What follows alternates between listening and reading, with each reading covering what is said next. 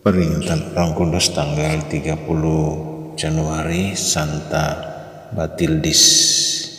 Di tahun 630, Batildis, seorang gadis Kristen di Inggris, diculik oleh para bajak laut dan dibawa dari tanah kelahirannya ke Prancis.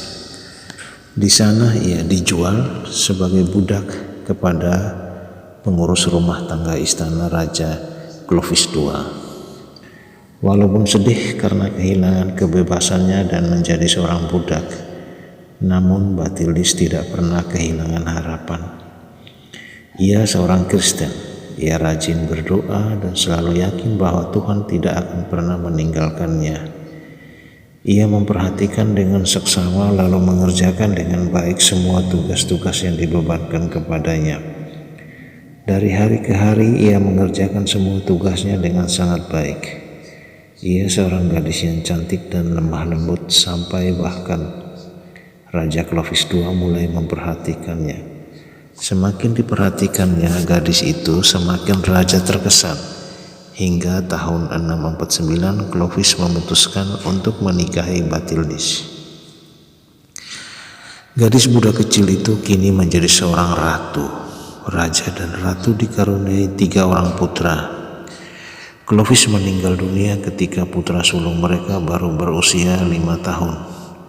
Jadi Batildis akan memimpin Prancis hingga putra-putranya dewasa.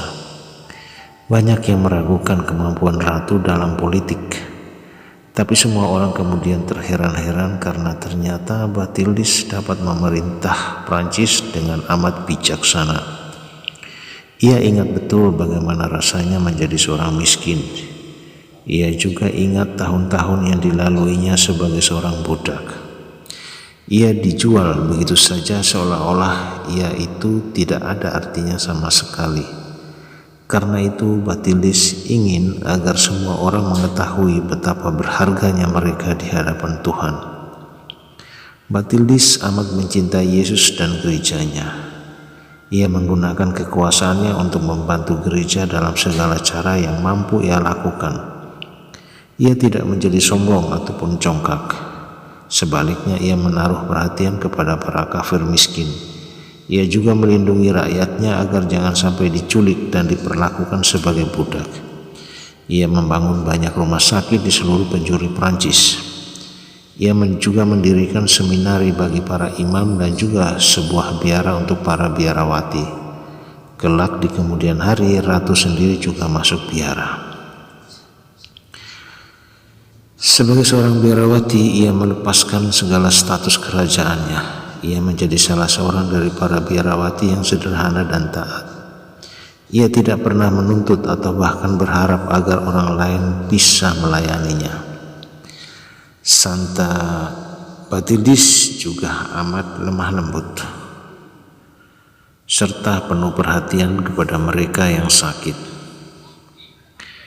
Ketika ia sendiri jatuh sakit, ia harus menderita suatu penyakit yang lama serta menyakitkan, hingga ia wafat pada tanggal 30 Januari 680.